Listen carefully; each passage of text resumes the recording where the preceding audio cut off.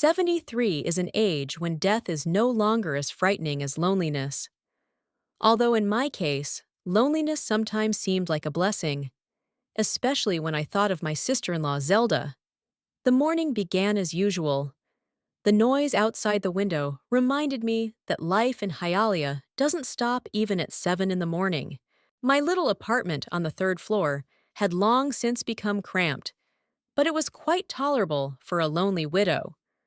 47 square meters, 2 rooms, a tiny kitchen, and a balcony filled with pots of geraniums. That was all I had now. Arthur died 5 years ago. The heart attack took him so quickly that I didn't even have time to say goodbye. 38 years of marriage ended in an instant when I came back from the store and found him in his chair with a cold cup of coffee. The doctor said he didn't suffer. I don't know if that made me feel any better. I slowly wandered into the kitchen, put the kettle on, and took out a jar of instant coffee. I only allowed myself real coffee on Sundays. Old habits of saving money die hard. Arthur and I had been saving every penny our whole lives. For a rainy day, he used to say. And that day came when he was diagnosed with cancer in 2016. Insurance covered most of the treatment, but not all of it. We had to sell our house and move into this small apartment. It's funny that after his death, I discovered that we had saved much more than I thought. Arthur never let me in on all the financial details, even though I had been an accountant for almost 40 years. "Mavis, dear, you count other people's money at work, relax at home," he liked to say. And now I had a nice bank account that only I knew about. My son Randall and his wife lived in the suburbs, in a nice but modest house. Randall had always been a gentle boy, but after meeting Zelda, he became completely spineless. I never told him everything I thought about his wife. Why? He chose her over me anyway. The ringing of the phone interrupted my thoughts. Randall, calling at an odd hour again. "Mom, Zelda and I are coming over today. We need to discuss something." His voice sounded strained, as if he were reading from a prepared script. "What exactly, Randall?" I asked, already knowing I wouldn't like the answer. "We just want to help you sort through your things. Zelda thinks it's time you got rid of the junk." Junk. That's what she called my things. Photographs, letters, the collection of porcelain figurines that Arthur and I had collected over decades. Memories of a lifetime. "I'll decide for myself what I need and what I don't," I snapped. "Mom, you have to understand, at your age," he began, but I interrupted him. "At my age, I'm still perfectly capable of making my own decisions. If you come here, I won't open the door." After hanging up, I felt my hands shaking. This wasn't the first time this had happened. 2 months ago, when I was in the hospital with pneumonia, they had already helped me by throwing out some of my things, including photo albums of my parents and an antique clock that Arthur's father had given him. They didn't work anyway. Zelda shrugged when I discovered they were missing. The doorbell rang at exactly 11. I didn't open it, but they came in on their own. Randall had a spare key. Zelda burst into the apartment like a hurricane, heading straight for the living room and beginning to survey the shelves appraisingly. "Mavis, we need to have a serious talk." She never called me mom or mother-in-law. "Randall and I are concerned." "You live alone, and at your age, that's dangerous." I looked at my son, who was standing slightly behind his wife, avoiding my gaze. And what do you suggest?" I asked, already guessing the answer. "We've found a wonderful retirement home for you," Zelda said enthusiastically. "They'll take care of you there. You'll have company, medical care." "I'm not going anywhere," I said firmly. "I'm fine here." "Mom, be reasonable," Randall finally said. "You're 73. You can't live alone." "Your father was 76 when he died, and he managed perfectly well until the last day." I felt anger boiling up inside me. "And I'm managing." Meanwhile, Zelda walked over to the cabinet, where my remaining figurines were kept. All of this will have to be sold or given away, she said, as if I weren't in the room. There's not much room for personal belongings in the nursing home. Don't touch that. I jumped up faster than I expected and stood between her and the cabinet. These are my things, and they're staying with me. Mavis, be reasonable.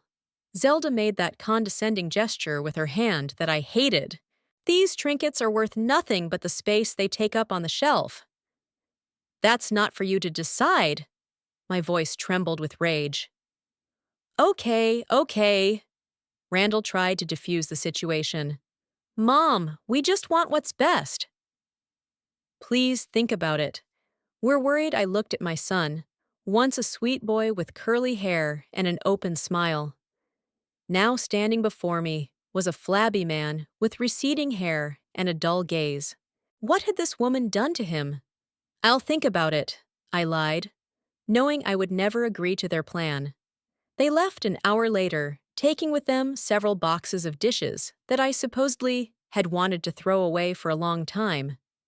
I didn't argue, let them choke on it. When the door closed behind them, I sank exhausted into the armchair, the very one in which Arthur had died. Sometimes I felt that I could still sense his presence, especially at moments like this. What would you have done, Arthur? I asked the emptiness in front of me. One of our last conversations came to mind. Arthur knew he was dying. He sat in that very chair, emaciated from chemotherapy, but still with that sparkle in his eyes that had attracted me to him 50 years ago. Mavis, he said then, when I'm gone, don't let anyone tell you how to live. Not even Randall, especially not Zelda. I smiled as I remembered his words. Arthur never said outright that he disapproved of his son's choice, but I knew. He saw right through Zelda from day one.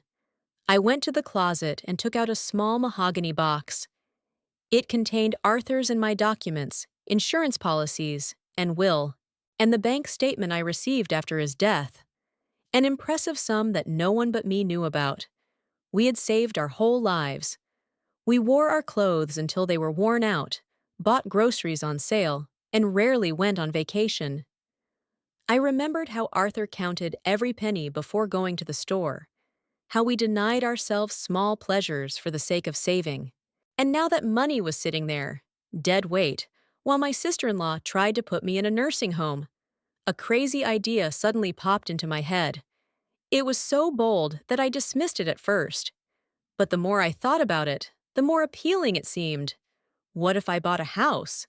Not an apartment, but a real house, spacious, with a garden. A house where I could live out the rest of my days in peace, without fear of being kicked out or sent to a nursing home. A house that would be mine alone, that no one would know about. I remembered Odette Cromwell, an old friend of mine who worked as a real estate agent. We hadn't been in touch for several years, but I knew she was still in the business.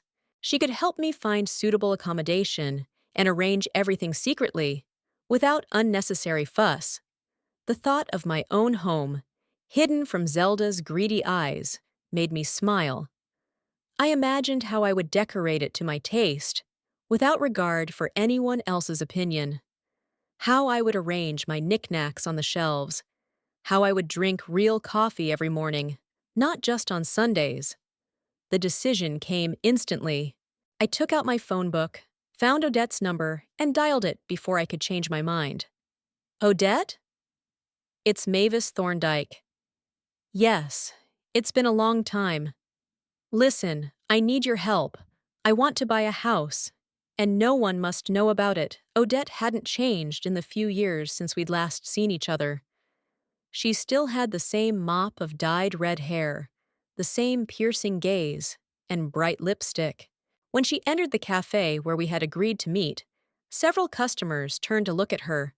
Odette always knew how to attract attention.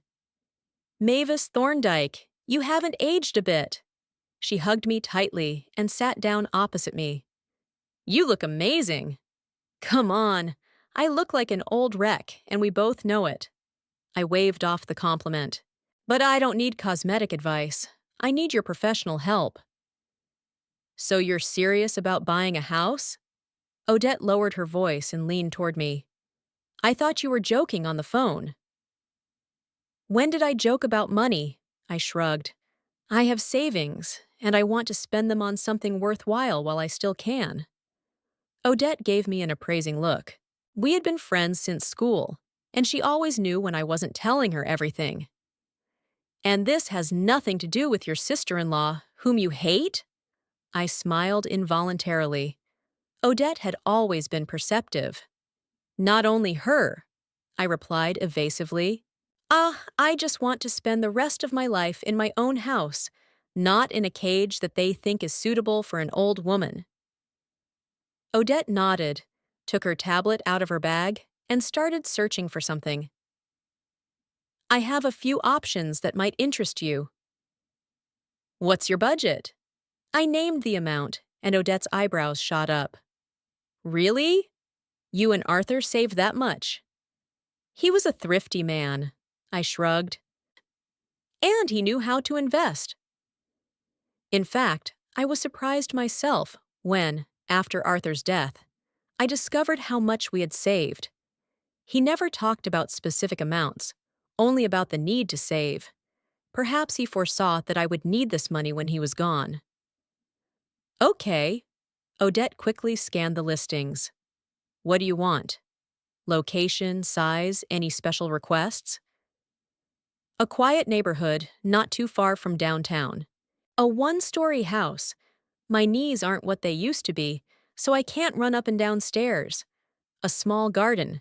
And most importantly, no one should know that I'm buying it. That can be arranged. Odette nodded. We'll make the purchase through a trust fund. Legally, the house will belong to the fund, and you will be the beneficiary. No public records with your name on them. That sounds complicated, I frowned. Not for you. I'll take care of everything. Odette smiled. There's a great option in Hialeah, in the Palm Springs area. Do you know it? I nodded. Palm Springs was a quiet, respectable neighborhood where mostly wealthy retirees lived. Not too fancy, but prestigious enough. There's a house for sale there. The owner recently passed away, and the heirs want to sell quickly and divide the money. 3 bedrooms, living room, kitchen, 2 bathrooms, backyard with a small pool. And the price is slightly below market value due to the urgency. A pool? I was surprised. Why would I need a pool? Trust me, in Hialeah in the summer, you'll be grateful for the opportunity to take a dip. Odette showed me photos on her tablet. Look, the house is in excellent condition. It was completely renovated 15 years ago.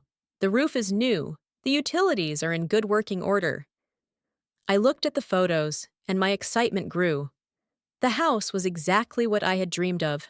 Spacious, bright, with large windows and a cozy veranda. The backyard was surrounded by a high fence, ensuring privacy. I want to see it, I said decisively. I'll arrange it for tomorrow. Odette put away her tablet. Just don't tell anyone yet. Not even Randall, especially Randall, I corrected her. He'll tell his precious Zelda, and she'll find a way to ruin all my fun in a heartbeat. I returned home in high spirits. For the first time in a long time, I had a goal, a little secret that warmed my heart. I imagined how I would furnish my new home, where I would put Arthur's favorite armchair, how I would grow geraniums not on a cramped balcony, but in a real garden. The next day, Odette picked me up at 10 in the morning. I put on my best suit, dark blue, with a brooch Arthur had given me for our 30th wedding anniversary. I wanted to look respectable for the realtor who would be showing the house.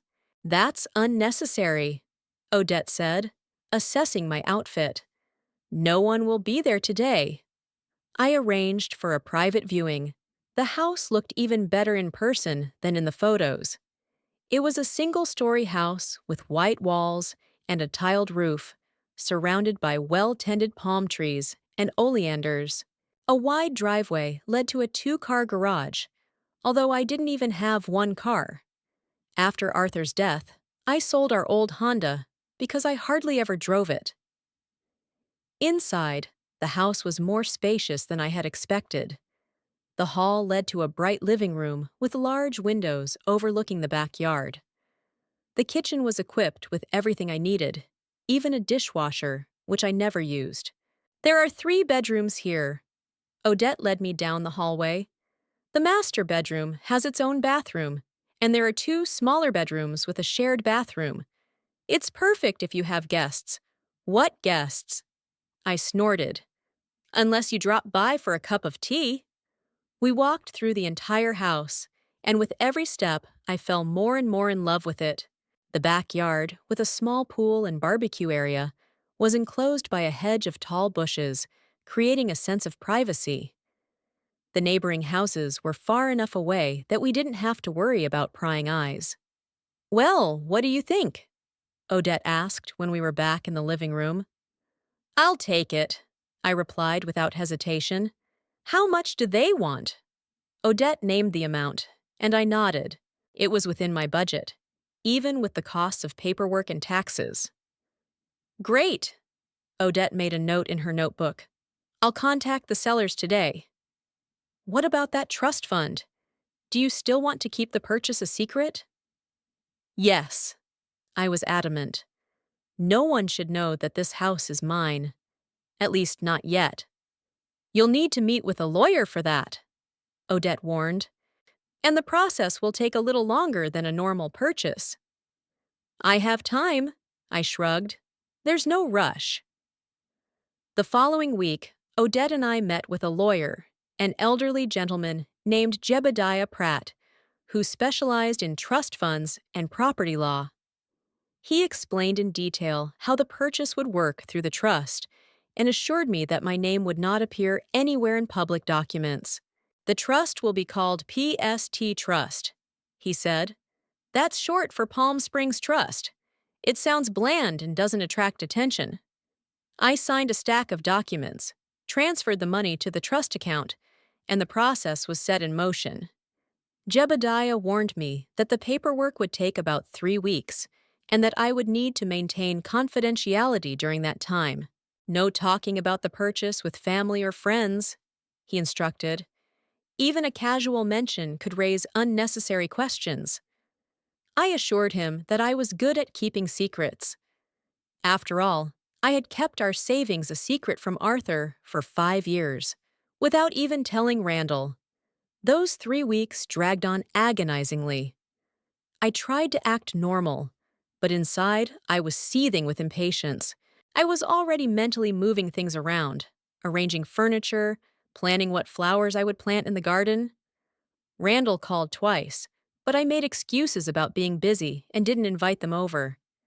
I was afraid they would notice my excitement or see the documents I hadn't had time to hide. Finally, one fine Tuesday, Odette called with the good news. "Everything is ready, Mavis. The house officially belongs to PST Trust, and you are the sole beneficiary. Here is a list of documents you need to keep." She read out the names of the papers, which I diligently wrote down. "And here's the most important thing: the keys."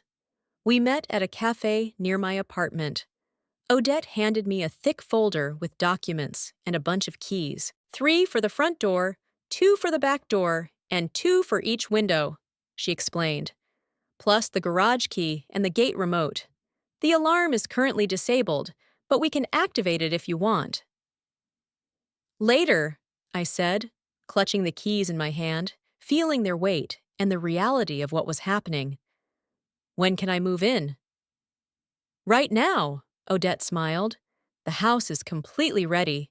I even arranged for a cleaning service, and they cleaned everything yesterday." We agreed that Odette would take me to the house after lunch so I could look around and make a list of necessary purchases. "What about utilities?" I asked. "They have to be registered to someone." "It's already taken care of," Odette nodded. "Everything is registered to the foundation. The bills will go to Jebediah, and he will forward them to you. You can pay them through online banking or automatic payments. I laughed nervously. Online banking? At my age? Don't be silly. Odette patted my hand. You're great with computers. Remember how you helped me set up that stupid printer at the office? It was true. Unlike many of my peers, I was never afraid of technology. Working as an accountant had taught me to adapt to new programs and systems. After lunch, we drove to my new house. It felt strange to think of it as mine, but with every passing minute, that feeling became more real. Odette helped me make a list of what I needed. The house was fully furnished, but I wanted to add some personal touches to make it truly mine. A bed? Odette said, writing it down. Your old one won't fit in the master bedroom. It's too small. Arthur's armchair, I added. I'll definitely take that with me. Your figurines, photographs, books, Odette continued. You can leave some of the kitchen utensils and bring some of your own. We walked through the rooms, and I mentally arranged my things. I decided to turn one of the small bedrooms into a study or library. I left the second one as a guest room, although I doubted I would ever have guests staying overnight. Now for the big question. Odette looked at me seriously. When and how are you going to tell Randall? I sighed. I had been asking myself that question ever since I decided to buy the house. Telling my son about the move meant an inevitable confrontation with Zelda. She would surely start asking where I got the money, why I didn't consult with them, and how I was going to live alone in such a big house. I don't know, I answered honestly. Part of me wants to just move and send them a postcard with my new address. Another part of me realizes that would be too cruel. Maybe you should move first, get settled, and then tell them? Odette suggested. It'll be easier that way. A fait accompli they'll just have to accept. I nodded. It made sense. If I told them in advance, Zelda would surely find a way to interfere. She might start pressuring Randall, claiming that I was out of my mind spending so much money. Or, worse, she might try to convince me that the house was too big for one person and suggest that I move in with her and her mother. Yes, I decided. I'll move my things first, then tell them. Maybe I'll even invite them to a housewarming party, Odette smiled. That will be fun. I can just imagine Zelda's face when she sees this house. I imagined the scene and couldn't help but smile. Zelda always thought of me as a helpless old woman who couldn't make a single decision without her guidance. She even tried to control what I ate and what medications I took. Seeing her shocked face when she realized I had bought a house without her knowledge would be a real treat.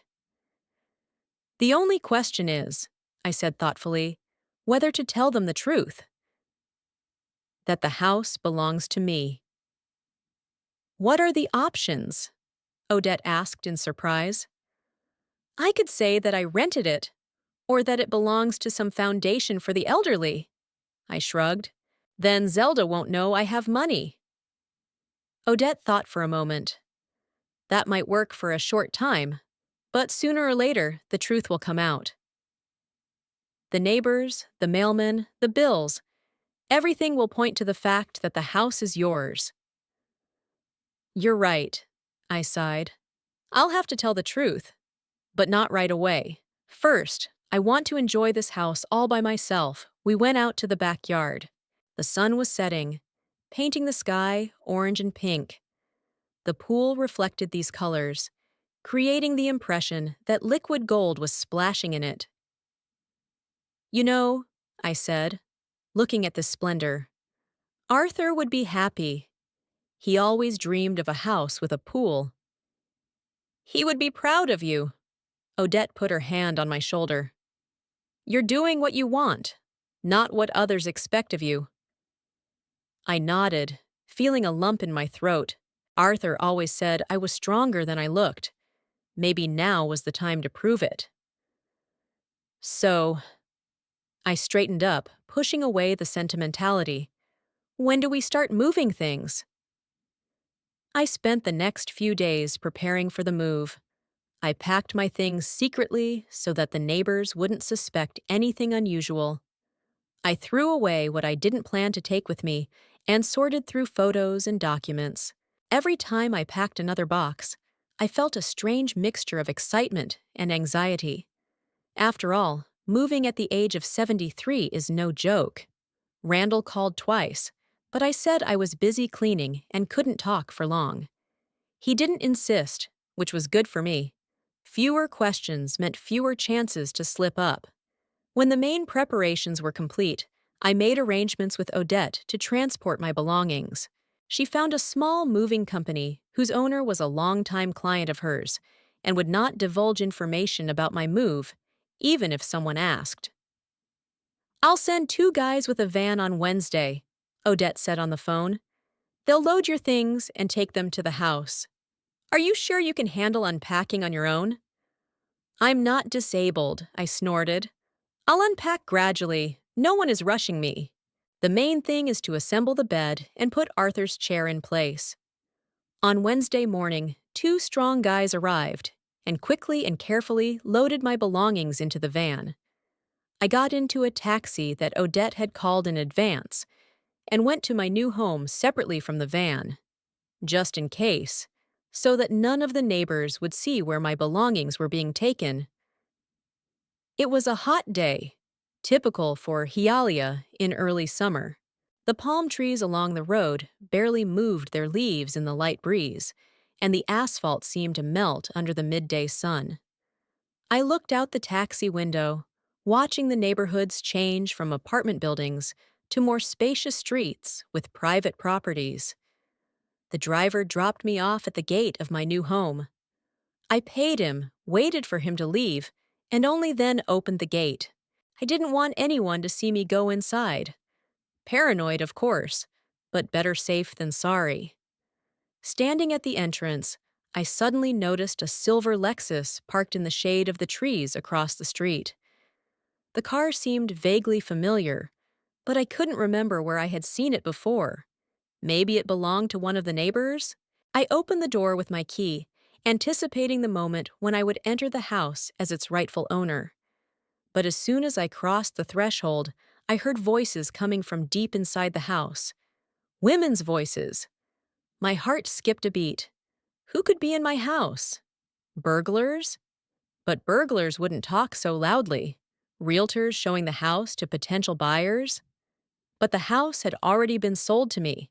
I carefully closed the door behind me, trying not to make any noise, and listened. One of the voices sounded painfully familiar. Zelda! But how did she know about the house? Who told her? Panic rose in my throat, but I forced myself to calm down. I had to find out what was going on before I showed myself.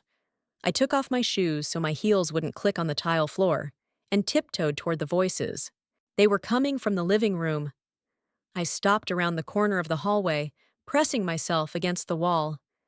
From here, I could hear what they were saying, but they couldn't see me. "The master bedroom will be Randall's and mine, of course," Zelda said in a tone that brooked no argument. "It's the largest room and has a private bathroom." "And where will I stay?" It was the voice of an elderly woman. I recognized Zelda's mother, Hermione Wiggins.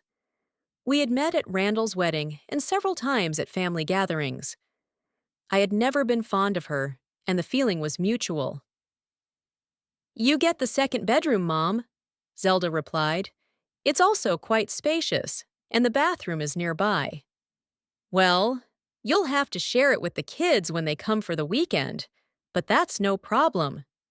"And the old woman?" Hermione asked bluntly. I flinched, realizing she was talking about me. "Mavis?" Zelda laughed. "She'll finally be off our backs. We found her a great retirement home in Fort Lauderdale. It's not cheap, of course, but that's okay. She'll sell her apartment, and that will be enough for the beginning. And then, well, she's already 73. How much time does she have left?" I barely managed to stifle an indignant exclamation. They had already planned out the rest of my life without even asking me. What if she refuses? Hermione asked. She's stubborn after all. She won't be able to, Zelda replied confidently. I've almost convinced Randall that his mother needs constant supervision. A couple more forgotten medications, a couple more accidental falls, and any doctor will sign a statement of the need for care. And Randall, as the only son, will have the right to dispose of her property. I pressed my hand to my mouth to keep from giving myself away. Zelda was planning to have me declared incompetent, and judging by everything, she had already taken concrete steps. The medications I supposedly forgot to take, and that strange incident a month ago when I slipped in the bathroom, even though I clearly remembered that the floor was dry. The house is fine. Hermione's voice came closer. She was apparently pacing around the living room. How much are they asking for it? 450,000, Zelda replied. But we can get the price down to 400. The sellers are in a hurry, and we're not. I almost choked with indignation. They were planning to buy my house, the house I had already bought that belonged to me. Are you sure we can handle the mortgage? Hermione asked doubtfully. It's a lot of money. We can, Zelda replied confidently. Randall has a good salary, and I earn pretty well too. Besides, I'm counting on Mavis's inheritance. Arthur must have left her something. He couldn't have spent everything on medical treatment. They were talking about me as if I were already dead. They were planning to dispose of my money, my property, my life. I clenched my fists so hard that my nails dug into my palms. Mom, are you here already? Randall's voice made me jump. The last thing I needed was to run into my son. Yes, I'm looking at our future bedroom, Zelda replied. Did you talk to the realtor? Yes, he said he'd let us know when the sellers consider our offer, Randall replied, but he warned that there are other interested buyers. I don't believe it, Zelda snorted. The house has been on the market for 3 months. If someone really wanted to buy it, they would have done so long ago. I smiled to myself. If only she knew the house had already been sold. But how did they even get inside? They must have been brought in by another realtor who didn't know about the completed sale. Or, more likely, Odette deliberately didn't update the database to keep my purchase a secret. Do you think your mother will agree to a nursing home? Hermione asked Randall. There was a pause. I tensed, waiting for my son's answer. I don't know, he finally said. She's very independent. She always has been. Stop it, Zelda snapped irritably. She's an old woman who can't take care of herself. You saw the state of her apartment. She forgets to take her medicine, loses things. Last time, she couldn't even remember where she left her glasses. Everyone forgets where they put their glasses sometimes, Randall replied uncertainly. Don't start again. Zelda's voice turned icy. We've already decided everything. The nursing home, selling the apartment, moving here. Or do you want your mother to live with us, so she can control your every move, like when you were a child? No, of course not, Randall replied hastily. It's just, maybe there's another option? What is it? Zelda's voice was challenging. Do you want to give up this house? The chance to finally live the way we deserve? Or are you suggesting that I continue to huddle in our doghouse while your mother lives out her days in an empty apartment that's twice as big as she needs? I shook my head. My apartment was smaller than their house, and Zelda knew it. She manipulated Randall by playing on his guilt. No, you're right, Randall conceded. The nursing home is the best option for Mom. They'll take better care of her there than we ever could. I felt tears welling up in my eyes. My own son. My boy. He so easily agreed to send me to a nursing home without even asking my opinion. Excellent, Zelda said with satisfaction. Now let's take a look at the backyard. I think the barbecue needs to be replaced with something more modern. I heard them heading for the back door. This was my chance to leave unnoticed.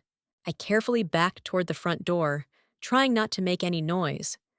I slipped outside, quietly closed the door behind me, and quickly walked down the driveway. Only when I was out on the street did I catch my breath. I was shaking with anger and resentment. How dare they? How could they plan my life as if I were a mindless doll that could be placed on any shelf? I walked several blocks without paying attention to where I was going until I saw a small cafe on the corner. I went inside, ordered a cup of coffee, and sat by the window, trying to collect my thoughts. My first impulse was to rush back into the house and make a scene, to declare that the house belonged to me and kick them out. But that would be too emotional and possibly counterproductive. No, I had to act calmly. I took out my phone and called Odette. "You won't believe who I just met at my house," I began without preamble. "Who?" Odette asked in surprise. "Zelda, her mother, and my son. They were looking at the house, planning to buy it, and already dividing up who would live in which room." "No way!" Odette exclaimed. "How did they find out about the house?" "I have no idea," I said, taking a sip of coffee that turned out to be too hot. "But they're there. And they're not only planning to buy the house, but also to send me to a nursing home, sell my apartment, and use the money for the down payment." "My God!" Odette gasped. "What are you going to do?" I thought for a moment. A plan gradually formed in my head. "First, we need to change all the locks," I said decisively. "Right away. I don't want them coming into my house uninvited again." "I know a good locksmith," Odette responded immediately. "I'll call him right now." "Second," I continued, "I need security cameras. Inside and outside the house. Cameras?" Odette was surprised. "Why?" "Because Zelda won't stop." My voice became harsh. "She wanted to have me declared incompetent. Do you understand? To get a doctor to sign a report so that Randall could take control of my property. I wouldn't be surprised if she tried to break into the house when she found out it was mine." "Do you think she's capable of that?" Odette asked doubtfully. "I don't know what she's capable of, and I don't want to find out the hard way," I snapped. "Better to be safe than sorry." "Okay," Odette agreed. "I know a company that installs security systems. I can contact them. Please do that," I asked. "And one more thing. I need to stay at a hotel for a while. I can't go back to my apartment. What if Randall comes by to check on me? And I can't move into the house yet. The movers won't bring my things until after lunch." "Stay with me," Odette offered. "The guest bedroom is free." "Thank you," I replied gratefully. "I'll come over in an hour." In the meantime, I need to calm down and think about what to do next. We agreed to meet at her house. I finished my coffee, paid the bill, and left the cafe. The sun was still beating down mercilessly, but I hardly noticed the heat. Zelda's words about the boarding house, about the old woman who will finally get off my back, about my money, which she was counting on, were spinning around in my head. I took a taxi to Odette's house. She was already waiting for me, anxious but businesslike. "I contacted a locksmith," she said, letting me into the cool living room. "He'll be able to replace the locks tonight, and security will come tomorrow morning to install cameras." "Great," I said, sinking onto the sofa, feeling suddenly tired. The tension of the last few hours was beginning to take its toll. "What about my things?" "I called the transport company," Odette said, sitting down next to me. "They'll deliver everything to the address by 5 in the evening. I told them I'd meet them there and supervise the unloading." "You're a true friend." I squeezed her hand gratefully. "I don't know what I would have done without you." "Stop it." She waved her hand dismissively. "You would have done the same for me." We were silent for a moment. I still couldn't get over what I had heard in the house. You know what's most upsetting? I finally said. It's not even Zelda's plans. It's how easily Randall agreed to send me to the boarding school, as if I were some kind of thing to be gotten rid of. Odette shook her head. Randall has always been weak-willed. Zelda completely manipulates him. That's no excuse, I said bitterly. He's my son. My flesh and blood, I raised him, loved him, and he's ready to throw me out of his life like an old newspaper. What are you going to do now? Odette asked. With Randall and Zelda. I thought about it. Anger gradually gave way to cold determination. Nothing yet, I finally replied. They don't know the house belongs to me. Let them remain in the dark. I'll move in, install cameras, and watch them. We'll see what they do when they find out their offer to buy has been rejected. What if they come to your apartment? What if they ask why you're not answering your phone? I'll say I was at a friend's house, I shrugged. I do have a social life, right? And then I'll move into my new house and let them just try to show up there uninvited. In the evening, when it got dark, Odette and I drove to my house. The locksmith was already waiting for us, an elderly man with a wrinkled face and attentive eyes. Are we changing all the locks? He asked, looking around the house. All of them, I replied firmly. The front door, the back door, the garage, the windows, everything that can be locked. He nodded and set to work. Odette and I went inside. My belongings were neatly stacked in the living room. Boxes of books, clothes, dishes. Arthur's chair stood in the middle of the room, as if he himself were watching everything that was happening. We'll arrange everything tomorrow, Odette said. But tonight, you'll stay at my place. I nodded, looking around my new home, which they had already tried to take away from me. Never.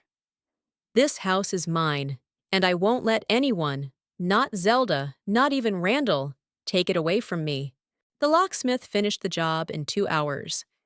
He handed me a whole bunch of new keys and explained in detail which one was for what. The locks are good, reliable, he assured me. You won't get in without a key, that's for sure. I paid him, and he left. Odette and I checked all the doors and windows again, made sure the house was securely locked, and left too. The next morning, security specialists arrived. They installed cameras above the front and back doors, in the living room, kitchen, and hallway. They set up an app on my phone that allowed me to view recordings and receive motion notifications. The system will record everything around the clock, the technician explained. The recordings are stored in the cloud for 30 days, then automatically deleted unless you save them separately. By evening, the house was completely secure. New locks, surveillance cameras, motion sensors. I could finally move in and start a new life. A life without Zelda, without her plans for me, without manipulation and control. But something told me that this was only the beginning of the confrontation. Zelda is not one to back down easily. When she finds out that the house has slipped through her fingers, she will look for someone to blame. And who knows how far she might go in her rage. That's why the cameras weren't just a precaution. They were my weapon in the coming battle. The battle for my independence, for my right to control my own life. And I was ready for this battle like never before. I spent my first night in the new house without sleep. The unfamiliar surroundings, the noise of the air conditioner, the creaking of the wooden structures, all of this kept me tense. But most importantly, I couldn't stop thinking about what I had overheard the day before. Zelda's plans, Randall's agreement, their intention to buy the house that already belonged to me. It all replayed in my head over and over again. By morning, I was exhausted but determined. After a cup of strong coffee, I checked the cameras and made sure the system was working properly. The app on my phone showed images from all the cameras in real time and also saved the recordings. The furniture was minimal: a bed in the master bedroom, Arthur's armchair in the living room, a kitchen table with chairs. Most of the boxes were still waiting to be unpacked, but it didn't matter. The main thing was that I was home, in my home. The phone rang around 10. Randall. I took a deep breath and answered as casually as possible. Good morning, son. Mom! Where have you been? His voice sounded worried. I stopped by yesterday, but you weren't home. And you didn't answer your phone. I was at Odette's. I answered truthfully. We hadn't seen each other in a long time, so we decided to catch up. We stayed up late, so I stayed over. Odette? Randall's voice sounded puzzled. Is that the redhead who works in real estate? Yes, we've been friends since school. I took a sip of coffee, enjoying the moment. What was so urgent that you dropped by without warning? Nothing special, he replied quickly. Just, Zelda and I wanted to discuss something important with you. What exactly? I pretended to be interested, even though I knew perfectly well what it was about. Better in person, Randall replied evasively. Are you home today? I stifled a laugh. Yes, I'm home. Just not the one he's thinking of. Actually, no, I said. I have a doctor's appointment today. Then I'm going grocery shopping.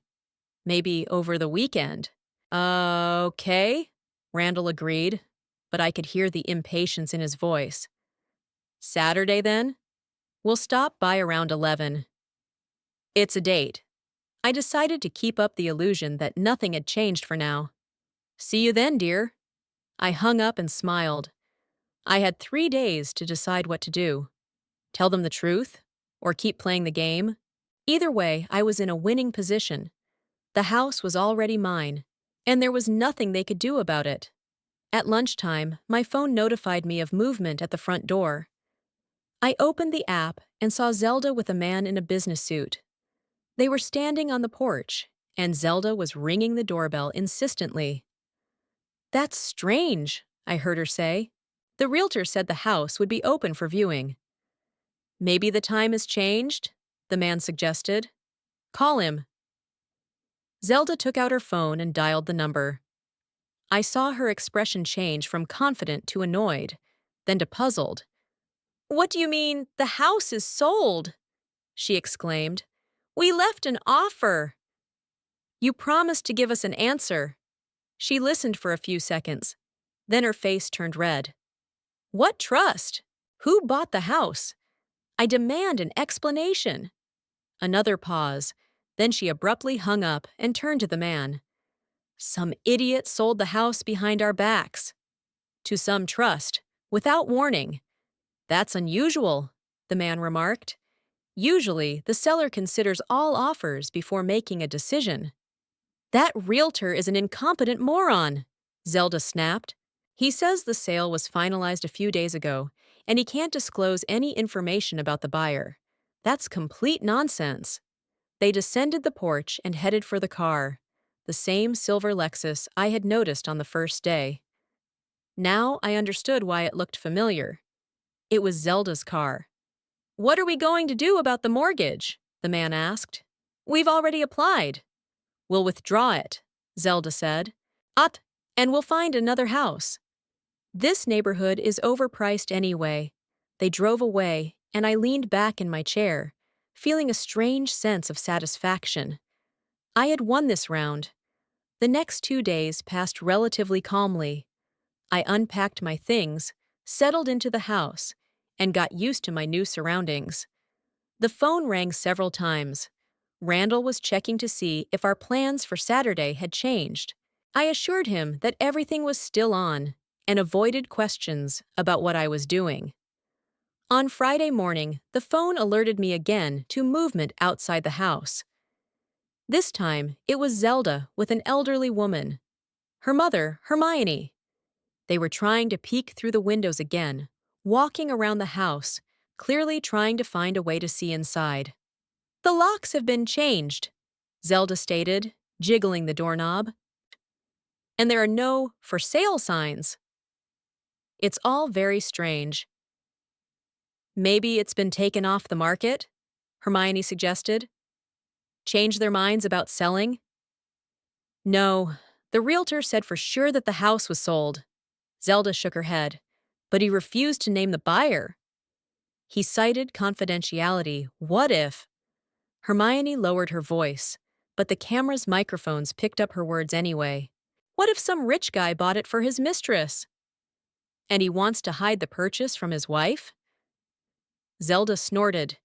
In Hialeah? Mistresses usually get apartments in Miami Beach, not modest houses in the suburbs. They hung around the house a little longer, then drove away. I shook my head. Zelda clearly wasn't going to give up on the idea of getting this house so easily. Well, let her try. I have proof of ownership and legal protection in the form of a trust. On Saturday, I returned to my old apartment an hour before my scheduled meeting with Randall and Zelda. It was strange to see the empty rooms where my life had once been.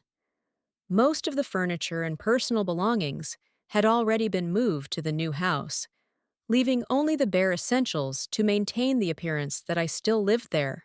At exactly 11 o'clock, the doorbell rang. I took a deep breath and went to open it. Randall looked tense, and Zelda looked impatient. They entered the apartment, and Zelda immediately noticed that many things were missing. "Where are your figurines? And your books?" she asked, looking at the half-empty shelves. "I put them away," I shrugged. "I decided to tidy up. At my age, it's better to have fewer things so you don't waste energy cleaning." Zelda looked at me suspiciously, but said nothing. We sat down in the living room, and Randall began the conversation. "Mom, Zelda and I have been thinking a lot about your future, about how to ensure you have a comfortable and safe old age." "That's very sweet of you," I smiled, knowing where he was going with this. "We found a great retirement home in Fort Lauderdale," Zelda chimed in. "Sunny Gardens." It has excellent facilities, medical care, and entertainment programs for seniors. "Sounds wonderful," I nodded. "For someone else." Zelda tensed up. "What do you mean?"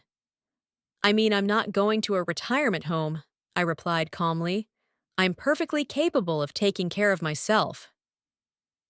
"Mom," Randall leaned forward. "We're worried. You live alone, and if something happens, there's no one to help you." "I'm doing just fine," I interrupted him.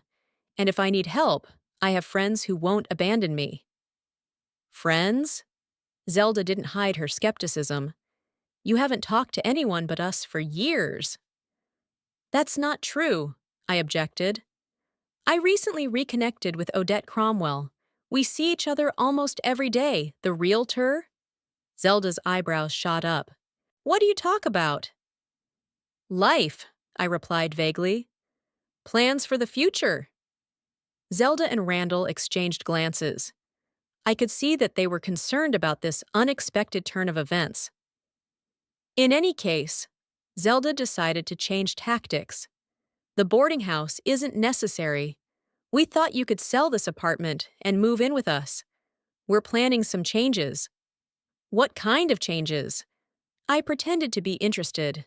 "We're looking for a bigger house," Randall replied evasively, "with a separate room for you." "And for my mother," Zelda added. "She's getting older, too. She needs help." "So you want me to sell my apartment, give you the money, and live in your house with Hermione?" I didn't hide my skepticism. "We would take care of both of you," Zelda tried to sound sincere, but it didn't work. "It's better than living alone." "Thanks for caring," I smiled, "but I already have plans for the future." "What plans?" Zelda asked sharply. "Personal ones." I wasn't going to reveal my cards ahead of time. The conversation had reached an impasse. It was clear that Zelda was annoyed by my refusal, and Randall was torn between loyalty to his wife and concern for me. In the end, they left, promising to come back to this conversation later. As soon as the door closed behind them, I breathed a sigh of relief. The first confrontation wasn't as bad as I had expected, but that was just reconnaissance. The real battle was yet to come. I returned to my new home in the evening and immediately checked the camera recordings. To my surprise, visitors had come to the house while I was away. Zelda and Hermione had come again, this time with a man who looked like a professional. He was taking notes and photographing the outside of the house. Judging by their conversation, he was an interior designer. "If we do get this house," Zelda said, pointing to the facade, "we'll need to completely change the entrance. These columns look old-fashioned. We can replace them with more modern ones," suggested the designer, "and change the color of the facade from white to something warmer, beige or light terracotta. And inside, everything needs to be demolished," said Hermione, "especially the kitchen. These wooden cabinets are from the last century." They walked around the perimeter of the house, looking in the windows and discussing what they would change. The designer continued to take notes, sometimes objecting that some elements should be preserved. But Zelda was adamant. Everything had to be redone. I shook my head as I watched the recording. They still thought they could get the house. Naive. The next day, Sunday, the cameras recorded another visitor, a man in work clothes who was clearly a contractor. Zelda led him around the house, pointing to the roof, the windows, and the backyard. "The pool needs to be enlarged," she said, "and a jacuzzi needs to be added. How much will that cost?" The contractor quoted figures that made even Zelda wince, but she didn't back down, continuing to plan a major renovation of a house that didn't belong to her, and never would. On Monday, I decided to go to my old apartment to pick up the last of my things. When I opened the door, I almost bumped into Zelda, who was standing on the threshold with her hand raised, ready to ring the bell. "Zelda?" I didn't hide my surprise. "What are you doing here?" "I came to talk." She squeezed past me into the apartment, without waiting for an invitation. Alone. Without Randall. I closed the door and turned to her. "About what?" "About the house," she said bluntly. "About the house in Palm Springs that we wanted to buy." "What about it?" I tried to look uninterested. "Some mysterious trust bought it." Zelda watched my reaction closely. "Literally the day before we made an offer." "That's too bad," I shrugged. "But I'm sure there are other houses." "That's not the point." Zelda moved closer. "The point is that your friend Odette Cromwell was the realtor on that deal." I felt my heart skip a beat, but I kept a straight face. "So what?" "Don't you find that a strange coincidence?" Zelda narrowed her eyes. "You suddenly reconnect with your real estate agent friend, and then the house we wanted to buy goes to an unknown buyer through that very friend." "I don't see the connection," I shrugged. "Odette has been in real estate in Hilia for 20 years. Half the houses in town are sold through her." Zelda didn't back down. "And I also noticed that a lot of your things are gone. Figurines, books, even Arthur's chair. Where did they go, Mavis?" "I told you, I got rid of them. I gave away the things I didn't need so they wouldn't clutter up the apartment." "Who did you give them to?" Zelda insisted. "Where's Arthur's chair? You always said you'd never part with it." I was starting to lose my patience. "I don't understand how this relates to your plans to buy a house. Or anything else, for that matter, directly." Zelda lowered her voice. "Ha, I think you bought that house." "Through your friend and some trust," I laughed. Perhaps too artificially. "Me? Where would I get that kind of money? You yourself said that the money from selling the apartment would barely be enough to pay for the boarding house." "I don't know." Zelda continued to stare at me. "Maybe you had savings we didn't know about. Or Arthur left more than you said." "That's ridiculous." I shook my head. "Why would I buy a house I didn't even know about until you told me?" You could have found out about it from Odette, Zelda countered, and decided to spite us by intercepting the deal. Zelda, I sighed. With all due respect, not everything in this world revolves around you and Randall. I have my own life, my own plans, which have nothing to do with yours. Zelda snorted skeptically, but didn't press the issue. Instead, she changed tactics. In any case, we'll find a house anyway. And the offer about the boarding house still stands. Randall is very worried about you. Tell him not to. I headed for the door, making it clear that the conversation was over. I'm doing just fine on my own. And if that's all, then sorry, I have things to do. Zelda left, but her suspicions clearly remained. I knew she would continue to dig. And indeed, when I returned to my new home and checked the camera recordings, I saw that while I was in my old apartment, another visitor had come to the house. This time, a man in a formal suit with a briefcase, who looked very much like a notary or lawyer. He stood in front of the house with Zelda and explained something to her, pointing to the facade and taking some papers out of his briefcase. Zelda listened attentively, nodding occasionally. Unfortunately, they were too far away from the camera, and it was impossible to make out their conversation. What was she up to? Was she trying to contest the sale? Or was she looking for a way to find out who the real owner was? In any case, I needed to be prepared for Zelda not to back down so easily. This woman was determined, and I couldn't shake the feeling that she was willing to go to great lengths to get what she wanted. That evening, I called Odette and told her about Zelda's visit. She suspects that I bought the house, I said, and that you helped me do it. That's not surprising, Odette sighed. She came to the office today and tried to find out information about the buyer. Of course, I didn't say anything, citing confidentiality, but she clearly didn't believe me. What should I do? I asked. Just admit that the house is mine? Not yet, Odette advised. Let's see what she does next. She has no evidence, only suspicions. Legally, the house belongs to the trust, not to you personally. There's nothing she can do. I agreed with Odette, but I couldn't shake my unease. Zelda was cunning and persistent. If she suspected something, she wouldn't rest until she got to the bottom of it. The next day, the cameras recorded another visitor. This time, it was a man in uniform with the logo of an alarm installation company. He carefully inspected the outside of the house, checking the doors and windows, as if assessing how easy it would be to break in. Zelda stood nearby, explaining something and pointing to different parts of the house. At one point, she even tried to look into the living room window, shielding her eyes from the sun with her hands to see better. I was starting to get nervous. Why was Zelda bringing in an alarm specialist? She couldn't be planning a break-in, could she? Or could she?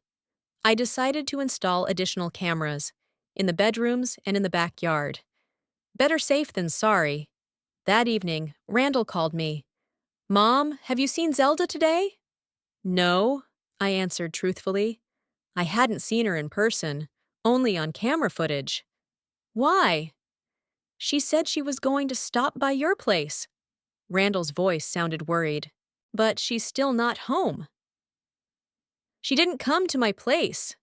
I felt a pang of guilt for lying, but I wasn't ready to reveal the truth. Maybe she had other things to do? Maybe, Randall agreed uncertainly. She just hasn't been herself lately because of that house we couldn't buy. She talks about it all the time, coming up with all kinds of theories. What kind of theories? I tried to make my voice sound interested rather than alarmed. Well, for some reason, she decided that you bought the house, Randall said awkwardly. I told her it was impossible, but she won't listen.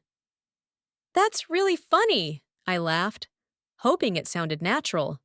Where would I get that kind of money? That's what I'm saying, Randall agreed. But you know Zelda, once she gets something in her head. I know. I said softly. Don't worry, Randall. I'm sure she's fine. After talking to my son, I checked the camera recordings again. Sure enough, Zelda had come back to the house, this time alone. She walked around the perimeter, carefully examining the windows and doors, as if looking for a way to get inside. At one point, she even tried to open a bedroom window. But of course, she was unsuccessful. All the windows were securely locked. Her persistence was beginning to scare me. What was she looking for? Proof that the house belonged to me? Or a way to get inside and… what? Set up an ambush? Plant something? I didn't know how far her obsession would go, and it was worrying me more and more. Over the next few days, I hardly left the house, partly because I was still unpacking and settling in, but mainly because I was afraid of running into Zelda. Her persistent attempts to find out who had bought the house and her suspicions about me made me nervous. The cameras became my window to the world. I constantly checked the recordings, watching who came to the house in my absence. Zelda showed up almost every day, sometimes alone, sometimes with various specialists. It was as if she couldn't accept that the house had slipped through her fingers. On Wednesday morning, I was reviewing yesterday's recordings and discovered something that made me shiver. Zelda had brought a man in an expensive suit with a leather briefcase to the house. They were standing close enough to the front door that the camera with its high-sensitivity microphone clearly recorded their conversation. Mr. Worthington, I appreciate you taking the time to come here. Zelda's voice sounded emphatically respectful. As I mentioned on the phone, this is a delicate situation. Mrs. Thorndyke, let's be clear, the man said with a slight British accent. You want me to prepare the paperwork to have your mother-in-law declared incompetent? That's right, Zelda nodded. Mavis Thorndyke, 73 years old, widowed. Lately, her behavior has become strange. She forgets to take her medication, loses things, makes impulsive decisions. What kind of decisions? Worthington asked, taking a notepad out of his briefcase. For example, she suddenly got rid of many valuable items, family heirlooms that she had always cherished. She says she gave them away, but she doesn't remember to whom. Zelda lowered her voice. And we suspect that she may have mismanaged her finances. I clenched my fists in indignation. What a blatant lie. I didn't give anything away. I just moved things to a new house. And my memory was perfectly fine. To declare her incompetent, you'll need the opinion of at least 2 doctors, Worthington remarked. Do you have medical evidence of her condition? Not yet, Zelda admitted. But I've arranged a consultation with Dr. Phelps. He's an understanding man. Understanding? In what sense?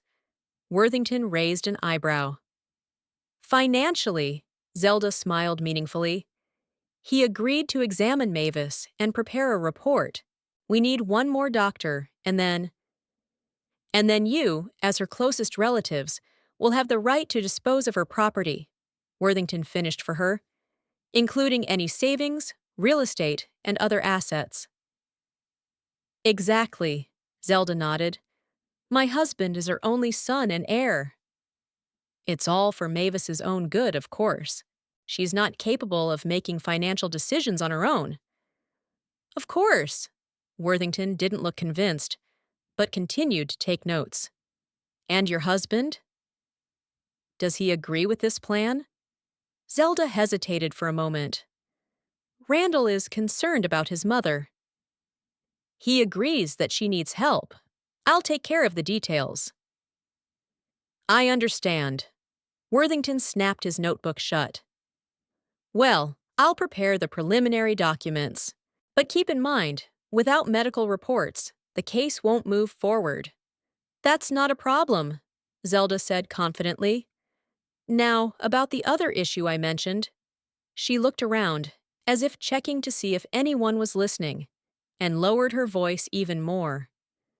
About the documents for this house. Did you find a way? Worthington opened his briefcase again and took out a folder. Yes, I made some inquiries. The house was indeed sold to a trust called PST Trust. The details of the transaction are confidential, but a friend of mine at the registry office made a copy of the main documents. He handed the folder to Zelda. She quickly glanced through the papers and frowned. There's no name of the trust beneficiary here. Only the name and contact details of the lawyer, Jebediah Pratt. Yes, those are the rules for trusts. Worthington nodded. They are often used precisely to preserve the anonymity of the real owner. And how can we find out who's behind it? Zelda insisted. Legally, there's no way, unless the beneficiary reveals themselves. Worthington shrugged. But there are alternative methods. What are they? Zelda leaned forward. I know someone at the Hialeah City Hall, Worthington said cautiously. For a certain fee, he can issue duplicate property documents. With the changes we need, are you talking about forging documents? Zelda didn't even try to hide her interest. I'm talking about an administrative error that will be corrected in your favor, Worthington replied evasively. Technically, the system will show that the house was sold to you and your husband, not the trust. If it goes to court, of course, the truth will come out. But that could take a long time. What if we manage to sell the house before that is discovered? Zelda was clearly weighing her options. Then it will be a problem for the new owners. Worthington shrugged. But I must warn you that this is a serious offense. If you are caught, the consequences will be unpleasant. How much? Zelda asked bluntly. 25,000, Worthington replied. Cash. Half now, half after the paperwork is done, 10 now, 15 later, Zelda bargained. And I need guarantees. 12 now, Worthington insisted, and the only guarantee is my reputation. I've been in this business for 20 years, and I've never let anyone down. They haggled a little more and finally shook hands. Zelda took an envelope out of her purse and handed it to Worthington. He quickly checked the contents and put the envelope in his jacket's inside pocket. The documents will be ready in a week, he said. I'll contact you when everything is done. They shook hands and parted ways. Zelda got into her Lexus and drove away, while Worthington took another look at the house, took a few photos on his phone, and also left the premises. I stopped recording, feeling the blood pounding in my temples. Zelda didn't just want to have me declared incompetent. She was planning to forge documents for my house. This was no longer just a family feud, but a real crime. My first impulse was to call the police and report the attempted fraud. But then I realized I had no direct evidence. Yes, I had a recording of the conversation, but I had made it without the participants' knowledge, and it was unlikely to be accepted in court. Besides, nothing had happened yet.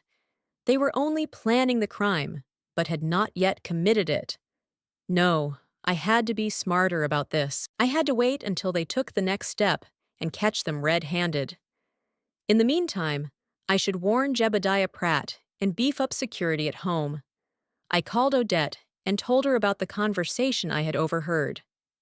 My God, Mavis, she exclaimed. That's a criminal offense. We have to report it to the authorities immediately. And what am I going to tell them? I objected. That I secretly recorded a conversation near my house, which no one should know is mine. I'll be the first to be accused of violating privacy. But forging real estate documents is a serious crime, Odette insisted, and Zelda is willing to do it. I know, I sighed, but let's talk to Jebediah first. He's a lawyer. He should know what to do in this situation. We agreed to meet Pratt at his office in 2 hours. I reviewed the recording again to make sure I hadn't missed anything, and was about to leave when I noticed a new notification from the backyard camera. I turned on the recording and saw Randall and Zelda. They were standing by the pool, arguing about something. I turned up the volume.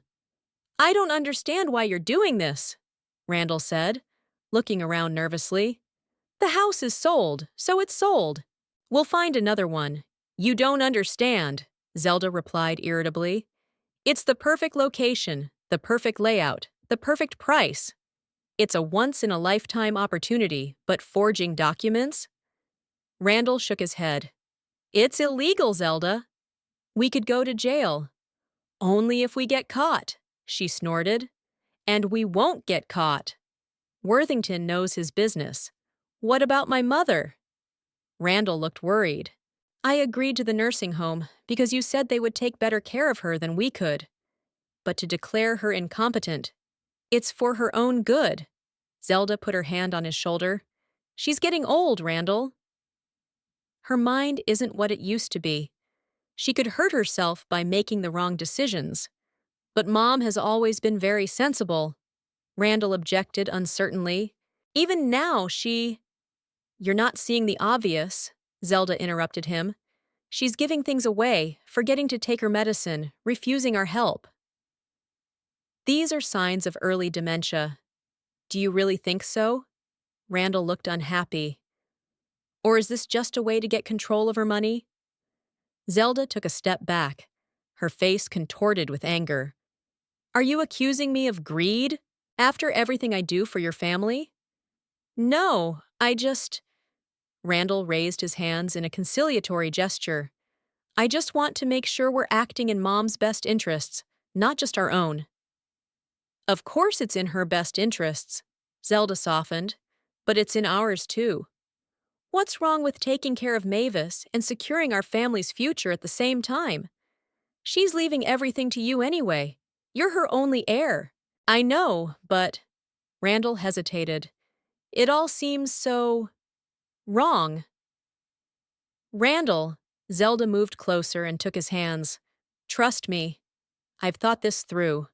We'll get the house, your mother will be safe in a good nursing home, and we won't have to worry about money. Everyone wins.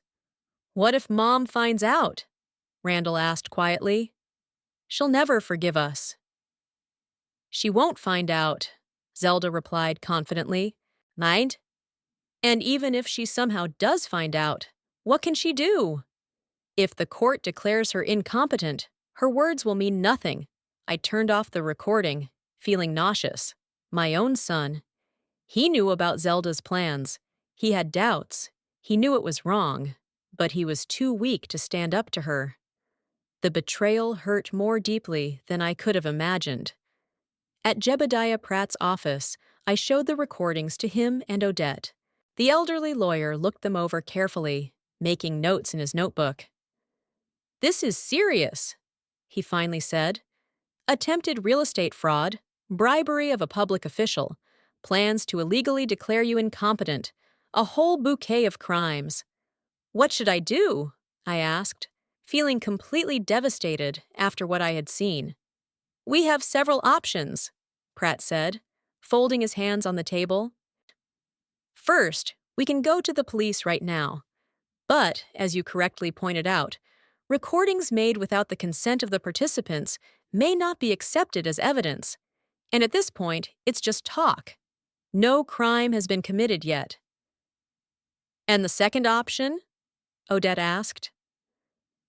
We can wait until they take the next step, Pratt continued. When this Worthington guy prepares the fake documents, we'll catch them red-handed. But it's risky. If the documents are entered into the system, there could be legal confusion. There's a third option, I suggested. We can reveal our cards earlier. I'll admit that the house is mine, and then their plan will lose its meaning. That won't stop them from trying to declare you incompetent, Pratt remarked. Nah, on the contrary, it will encourage them when they learn about your financial capabilities. I thought about it. All the options had their drawbacks. But we couldn't do nothing. Zelda had already set the wheels in motion, and it was becoming increasingly difficult to stop her. There's something else, Pratt said, flipping through the pages of his notebook. This Dr. Phelps your sister-in-law mentioned.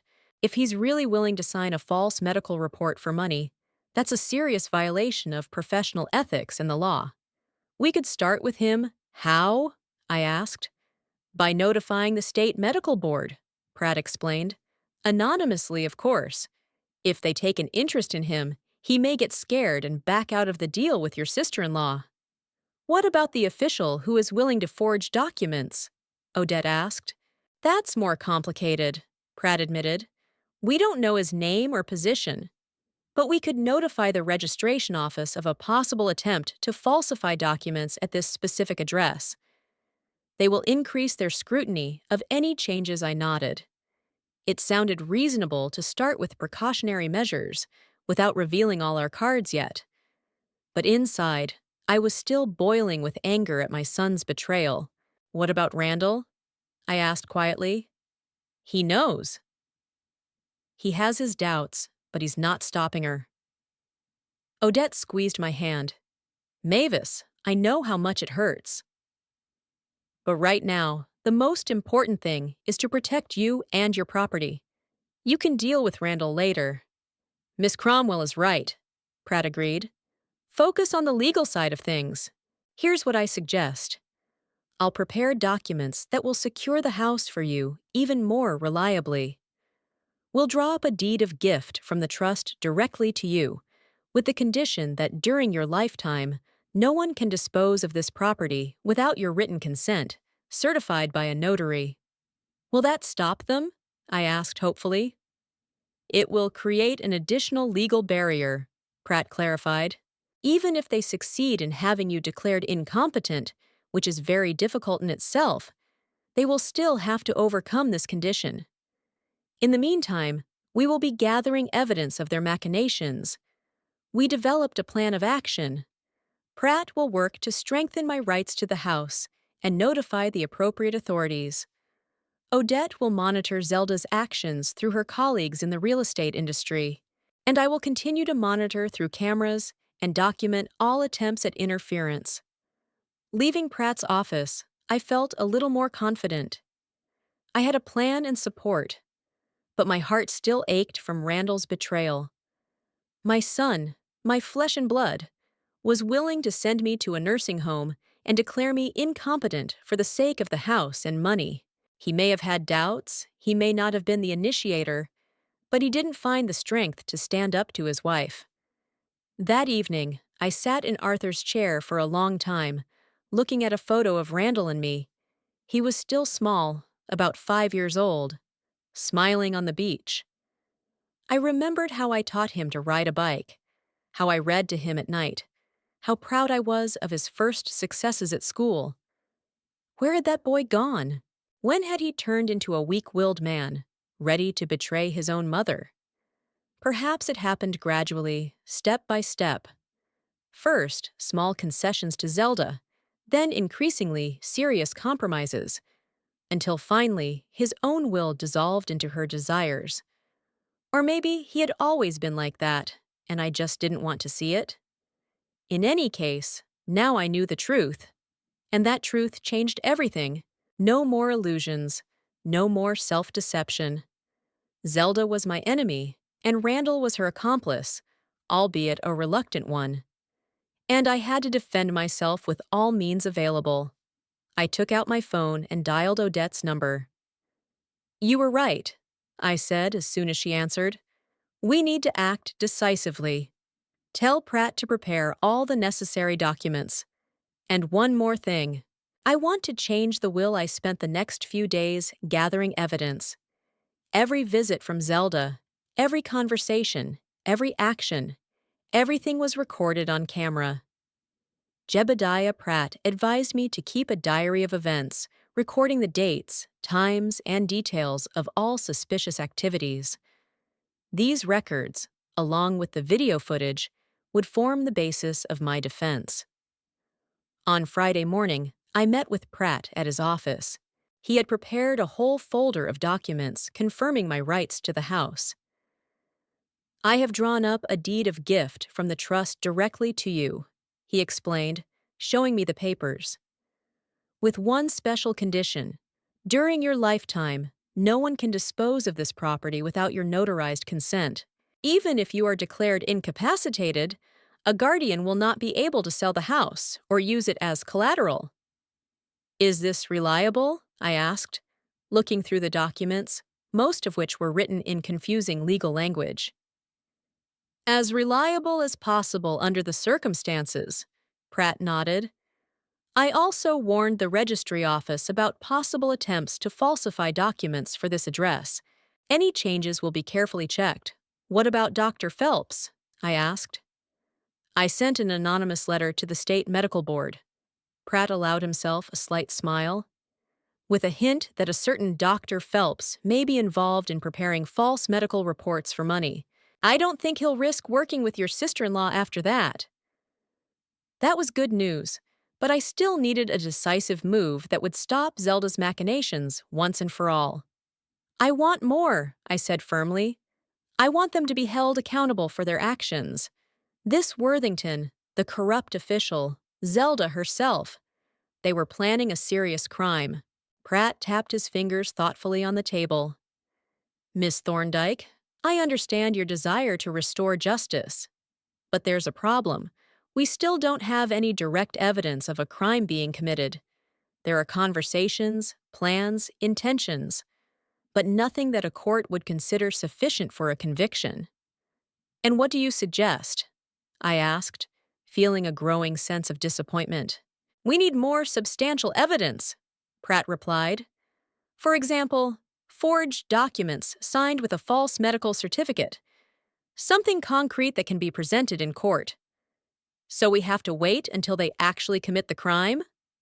I shook my head. What if they succeed?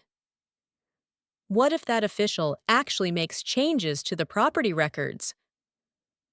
There is a risk, Pratt acknowledged, but we've taken precautions.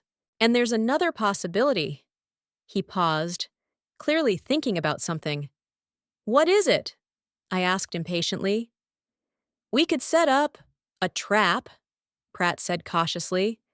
Create a situation in which they reveal their intentions more clearly in front of witnesses or on tape, which could be used in court. The idea was risky but tempting. I was thinking it over when Odette walked into the office. She was late for our meeting, but the look on her face told me she had important news. Sorry I'm late, she said, quickly sitting down next to me. But I have something interesting. I contacted my old friend, Marcus Jenkins. He's a lawyer who specializes in criminal cases. He's also a former assistant district attorney, and? Pratt asked. I told him about the situation in general terms, without names, Odette explained. He thinks there may be several crimes involved here. Conspiracy to commit fraud, attempted bribery of a public official, document forgery. He's willing to meet with us and discuss possible courses of action. It sounded promising. A lawyer with experience in the prosecutor's office would know how to gather evidence for a criminal case. When can he meet? I asked. Today, if you like, Odette replied. Nye, I've scheduled a preliminary meeting for 2 o'clock, if you agree. I nodded. We agreed to meet with Marcus Jenkins at his office. Jenkins turned out to be an energetic man in his 50s, with an attentive gaze and decisive manner. He listened carefully to our story, reviewed the camera footage, and studied the documents prepared by Pratt. This is an interesting case, he said, leaning back in his chair. And, unfortunately, not an uncommon one. Schemes like this involving real estate and incapacitated relatives are becoming increasingly common. What would you recommend? I asked. First of all, your camera recordings, made without the participants' knowledge, cannot be used as evidence in court, he confirmed Pratt's fears. But they do give us valuable information about what is going on. We know the names, dates, and details of their plan. How will that help? Asked Odette. It will help us steer the official investigation in the right direction, Jenkins explained. We can file a report with the police about attempted real estate fraud. They will start an investigation, And that's when your recordings can become a starting point, not as evidence, but as a lead. What about the corrupt official? Asked Pratt. That's the FBI's jurisdiction, Jenkins replied. Corruption of public officials is a federal crime. And believe me, they take such cases very seriously. We discussed a strategy. Jenkins suggested starting by filing a police report about Zelda and Worthington's attempted fraud. At the same time, he would prepare a report to the FBI about possible corruption in the Hialeah Registration Office. But be prepared for the fact that this may take time, he warned. Investigations of this kind are not quick, and there will be a public scandal when the case goes to court. Are you sure you're ready for that? We're talking about your family, I thought about it. Was I ready for a public scandal? For my son's name to be mentioned in connection with attempted fraud? For a possible breakdown in family relations? But then I remembered Zelda's words about the old woman finally getting off my back. I remembered how easily Randall had agreed to send me to a nursing home, how they planned to use my money for their own needs by declaring me incompetent. Yes, I replied firmly. I'm ready. They tried to take away not only my home, but also my dignity, my independence, my right to control my own life. I can't let that go unpunished. Jenkins nodded. In that case, let's get started. But before we launch a formal investigation, I have another suggestion. A kind of controlled confrontation. What do you mean? I asked. You could arrange a meeting with your son and daughter-in-law, Jenkins explained, in the presence of witnesses, perhaps even with a legal audio recording device, and reveal to them what you know about their plans. Their reaction, especially if they start threatening you or admit to their intentions, could be additional evidence. The idea was risky but tempting. The opportunity to confront Zelda in person, to see her reaction when she realized her plans had been exposed. It was exactly what I wanted. Let's do it, I decided. But where? And how can we be sure they'll come? At my office, Pratt suggested. Tell them you want to discuss important legal matters concerning your property. They won't be able to resist such an invitation. We came up with a plan. I'll call Randall and tell him I'm ready to discuss their offer for the boarding house. But I want to settle some legal issues first.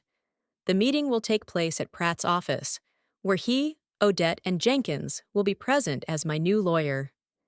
Everything will be recorded legally, with all participants notified. The next day, I called Randall. Son, I've thought about your proposal, I began. About the boarding house and selling the apartment. Really? His voice sounded surprised and, as it seemed to me, relieved. And what did you decide? I'm willing to discuss it, I replied evasively. But first, we need to settle some legal issues. I met with a lawyer, and he helped me sort out your father's inheritance. It turns out there are some nuances that concern you as well. What nuances? Randall asked with interest. It's better to discuss this in person, I said. Come with Zelda to my lawyer's office on Monday at 10 in the morning. I'll send you the address in a message. Randall agreed without hesitation, as we had expected. The prospect of learning something about the inheritance was too tempting to turn down. On Monday morning, I arrived at Pratt's office early. We discussed our strategy once more. Jenkins instructed me on how to behave, what questions to ask, and how to respond to any aggression from Zelda. The main thing is to stay calm, he advised. Don't give them any reason to accuse you of emotional instability. Speak clearly, to the point, and rely on facts. Randall and Zelda arrived at exactly 10 o'clock. The secretary escorted them to the conference room, where Pratt, Odette, and I were already waiting. Odette and Jenkins. There was a small recording device on the table, marked with a sign. Zelda was immediately alarmed when she saw so many people. What's going on, Mavis? She asked, unable to hide her irritation. We thought this was going to be a private meeting. Please have a seat, I said, pointing to the chairs across from us. Let me introduce you to my lawyer, Jebediah Pratt, whom you already know. This is my old friend, Odette Cromwell. And this is Marcus Jenkins, a criminal law specialist. Criminal? Randall paled. Why do we need a criminal law specialist? That will become clear during our conversation, I replied calmly. Please have a seat. They sat down reluctantly. Zelda looked wary. Randall looked frightened. First of all, I want to inform you that this meeting is being recorded, Pratt said, pointing to the device. Woija, if you object, we can turn off the recording, but then we will need a notary to record the conversation. Why all this? Zelda was beginning to lose patience. Mavis, you mentioned Arthur's inheritance. Some details that concern Randall. Yes, there are details, I nodded. But first, I'd like to clarify a few things. For example, your plans for the house in Palm Springs, Zelda, tensed up. How does that relate to the inheritance? Very directly, I smiled. You see, that house has already been purchased. And I bought it. There was a moment of silence. Zelda stared at me with wide eyes, her face slowly turning red. Randall looked confused. What? Zelda finally managed to say. You? But how? Where did you get the money? From Arthur, I replied simply. He was always a thrifty man. And he knew how to invest. After his death, I discovered that we had accumulated a considerable sum, enough to buy the house you dreamed of. But why? Randall looked completely confused. Why didn't you tell us? Why did you buy it in secret? That's an interesting question, Jenkins joined in. Perhaps Mrs. Thorndyke was afraid that if she revealed her financial situation, someone might try to take advantage of it. For example, by declaring her incompetent and gaining control of her property, Zelda turned pale. What nonsense! She exclaimed. No one was going to. Don't bother denying it, Mrs. Thorndyke, Jenkins interrupted her. We have recordings of your conversations with a Mr. Worthington about plans to have your mother-in-law declared incompetent and forge documents for the house. What recordings? Zelda tried to remain calm, but her voice trembled. From surveillance cameras installed in and around the house, I replied. I heard you discussing with Worthington bribing Dr. Phelps and a corrupt official from the registry office, how you plan to gain control of my finances and send me to a boarding house. Randall covered his face with his hands. Oh my God! And I heard your conversation with Randall by the pool, I continued, looking directly at my son. About how you had doubts, but couldn't bring yourself to stand up to your wife. Mom, I didn't mean to, Randall began, but I raised my hand to stop him. Not now, Randall. I'm talking, and here's what I'm going to say. I'm filing a report with the police about attempted real estate fraud and attempted illegal incapacitation. Mr. Jenkins is also preparing a complaint to the FBI about corruption in the registry office, based on the information we have received. You can't do that, Zelda exclaimed. They're your family. Your son. My family? I smiled bitterly. My family planned to lock me up in a boarding house, declare me insane, and take everything I have. That's not a family, that's predators. It's all her, Randall suddenly exclaimed, pointing at Zelda. She came up with all this. I didn't want to be a part of it. Randall! Zelda exclaimed indignantly. No, I've had enough. Randall stood up. You've gone too far, Zelda. I told you this was wrong.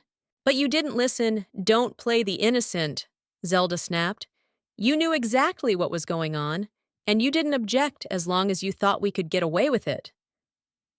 Exactly, I nodded. You knew, Randall. And you did nothing to stop her. That makes you an accomplice. What happens now? Randall asked quietly. That's up to you, Jenkins replied.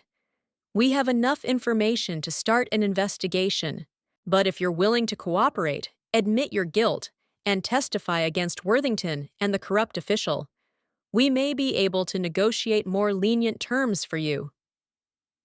I'm willing to cooperate, Randall said quickly. I'll tell you everything I know. Traitor, Zelda spat. After everything I've done for you. What have you done for me? Randall turned to her. Turned me into a rag? Made me betray my own mother? You call that doing something for me? They began to argue, accusing each other of all kinds of sins. Jenkins let them talk, listening carefully and taking notes. Some of their mutual accusations contained important details of their plan that could be useful in the investigation. Finally, Pratt interrupted them. I think that's enough for today, Mr. Jenkins will prepare all the necessary documents for submission to law enforcement. And I would like to discuss one more point concerning the inheritance. He took a document out of his folder and placed it on the table. This is Mrs. Thorndyke's new will. According to it, the main beneficiary of all her property, including her house, bank accounts, and personal belongings, is the Golden Years Charitable Foundation for the Elderly. Randall Thorndyke is excluded from the list of heirs. Randall turned even paler. Mom, you can't. I can, I replied firmly, and I already have. The will is notarized and completely legal. You won't get a cent of my inheritance. Everything will go to those who truly care for the elderly, not those who try to use them for their own purposes. But I'm your son, Randall exclaimed. Your flesh and blood. Biological kinship does not give you the right to betrayal, I replied coldly. You made your choice, Randall. Now live with it. And one more thing, Pratt added. Mrs. Thorndyke has instructed me to prepare documents revoking all powers of attorney she has ever granted to you. From now on, you have no right to represent her interests in any matter. Zelda stood up and grabbed her purse. This isn't over, Mavis. You'll regret this. Is that a threat, Mrs. Thorndyke? Jenkins asked calmly. I would like to remind you that everything is being recorded. Zelda bit her tongue, turned around, and left the room. Randall hesitated, looking at me pleadingly. Mom, please. Go, Randall. I turned away so he couldn't see the tears in my eyes. Just go. He stood there for another second, then sighed heavily and followed his wife out. When the door closed behind them, I allowed myself to cry. Odette put her arm around my shoulders. You did great, Mavis. They deserved what they got. I know, I replied through my tears. But that doesn't make it any easier. He's still my son. A son who was willing to send you to a nursing home and declare you incompetent for money, Jenkins reminded me. You shouldn't feel guilty. You were protecting yourself from people who wanted to use you. I nodded, wiping away my tears. He was right. I did what I had to do.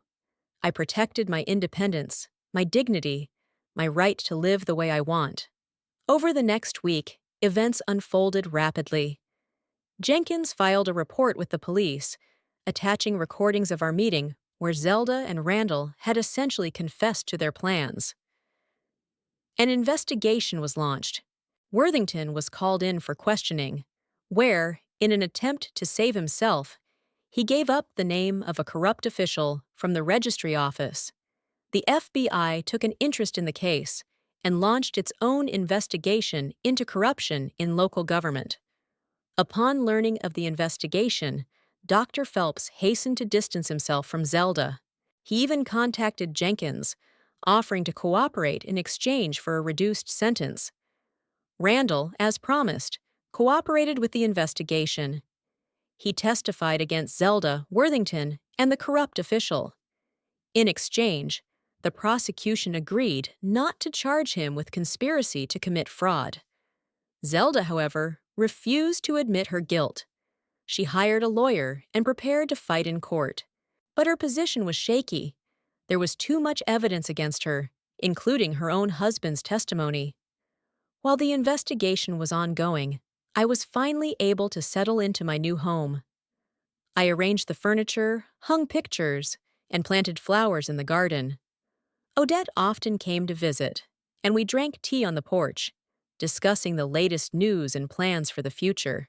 I thought about getting a dog from a shelter. I had always wanted a pet, but it wasn't convenient in an apartment. Now, with my own house and garden, I could afford it. I found freedom, independence, and self-confidence.